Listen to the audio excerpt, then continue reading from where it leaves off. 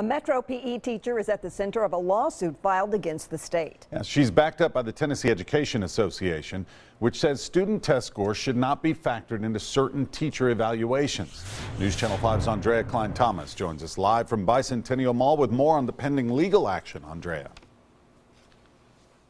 Yeah, guys, the question that this lawsuit raises is how do you evaluate an educator that teaches an untested subject like PE or visual arts? Now, the TEA says how it's being done right now is all wrong.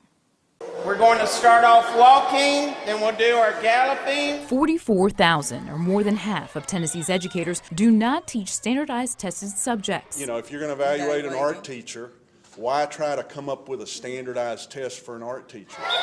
According to a State Department of Education report, in the 2013-2014 school year, few districts opted to use individual measurements for teachers in those untested subjects. We're taking a test right now. Instead, choosing to factor in the school-wide scores into teachers' evaluations. There is something fundamentally wrong with an evaluation system that we're still using in Tennessee that evaluates teachers on the basis of one standardized test taken each year by students they've never met in classes they don't teach. That's why the Tennessee Education Association is filing a lawsuit against the state, arguing that using that school-wide data is not only unfair, it's unconstitutional. I think it's really important to me and to a lot of folks, and obviously to our state ultimately, that we have an evaluation that has some real accountability to it. Governor Haslam is named in the lawsuit. In December, he proposed lowering the weight test scores would have on teachers in untested subjects. So it just felt fair for us on the non-tested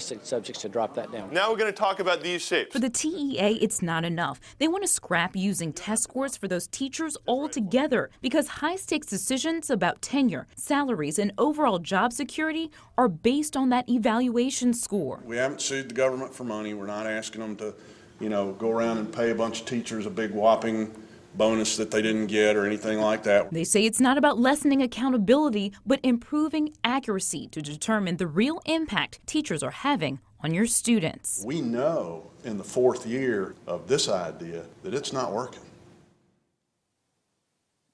The State Department of Education will not comment on pending litigation, but they did send this statement on behalf of Commissioner Candace McQueen that says, in part, quote, teachers are getting more feedback than ever to help improve their classroom instruction and ultimately student learning. The department remains committed to providing meaningful feedback to teachers based in part on student growth. Now, meanwhile, the TEA says it's working to find more alternatives to using those school-wide test scores. Reporting live from Bicentennial Mall, I'm Andrea Klein-Thomas, News Channel 5 HD.